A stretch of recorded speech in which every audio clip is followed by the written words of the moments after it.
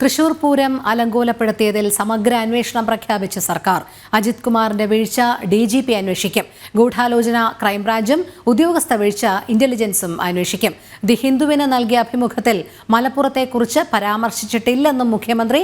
സർക്കാർ PR ഏജൻസിയെ ചുമതലപ്പെടുത്തിയിട്ടില്ല. അഭിമുഖത്തിനായി വന്നത് ആലപ്പുഴയിലെ CPM നേതാവിന്റെ മകനെന്നും മുഖ്യമന്ത്രിയുടെ വിശദീകരണം. കൂടുതൽ വിവരങ്ങളുമായി വിനീഷ് ചേരുന്നു. വിനീഷ്, ഏറ്റവും പ്രധാനപ്പെട്ട വിവാദ വിഷയങ്ങൾ, പക്ഷേ മുഖ്യമന്ത്രി ഇതിനൊക്കെ മറുപടി നൽകിയപ്പോൾ കൂടുതലും മലക്കം മറിച്ചിലുകളും ഉരുണ്ടുകളിയും തന്നെയായിരുന്നു.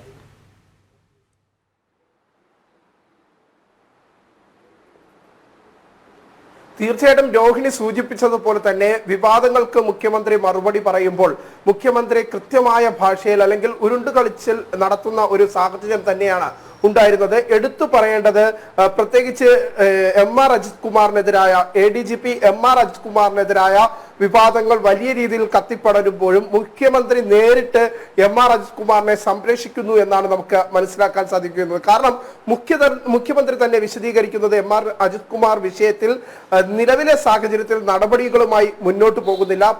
ആരോപണങ്ങൾ ഉണ്ടാകുന്ന സാഹചര്യത്തിൽ ഒരു കാരണവശാലും അത്തരത്തിലുള്ള നടപടിയിലേക്ക് പോകേണ്ടത് ആവശ്യമില്ല.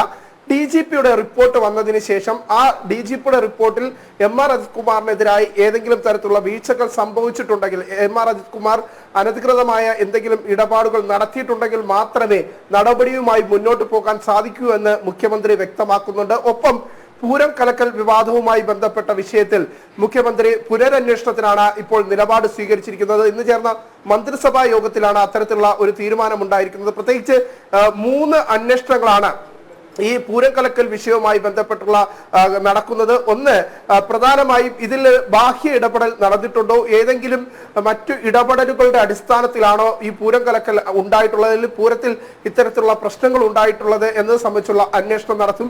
മറ്റൊന്ന്, പ്രത്യേകിച്ച് ഉദ്യോഗസ്ഥർക്ക് വീഴ്ച സംഭവിച്ചിട്ടുണ്ടോ, പ്രത്യേകിച്ച് ഈ കാര്യങ്ങൾ സ്വരൂപിക്കുന്നതിൽ അല്ലെങ്കിൽ ഉദ്യോഗസ്ഥരുടെ ഭാഗത്ത് നിന്ന് പൂരത്തിന്റെ വ്യവസ്ഥകൾ കൃത്യമായി നടപ്പിലാക്കുന്നതിൽ വീഴ്ച സംഭവിച്ചിട്ടുണ്ടോ എന്നത് സംബന്ധിച്ചുള്ള അന്വേഷണം നടത്തും.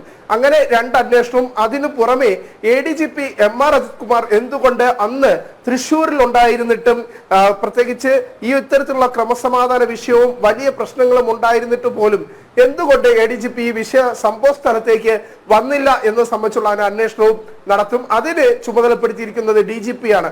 ഇങ്ങനെ 3 അന്വേഷണങ്ങളിലേക്കാണ് ഈ പൂരം കലക്കൽ വിഷയത്തിൽ സർക്കാർ പ്രഖ്യാപിച്ചിട്ടുള്ള അന്വേഷണങ്ങൾ. ഇതൊക്കെ ഒരു പ്രത്യേക അന്വേഷണ സംഘത്തിന്റെ കീഴിലായിരിക്കും ഇത് അന്വേഷിക്കുക. ഓരോ ഉന്നത ഉദ്യോഗസ്ഥർക്കും ഇതിനുള്ള അന്വേഷണ ചുമതല നൽകിയിട്ടുമുണ്ട്. രോഹിണി. ശരി, വിനീഷാണ് വിവരങ്ങൾ നൽകിയത്.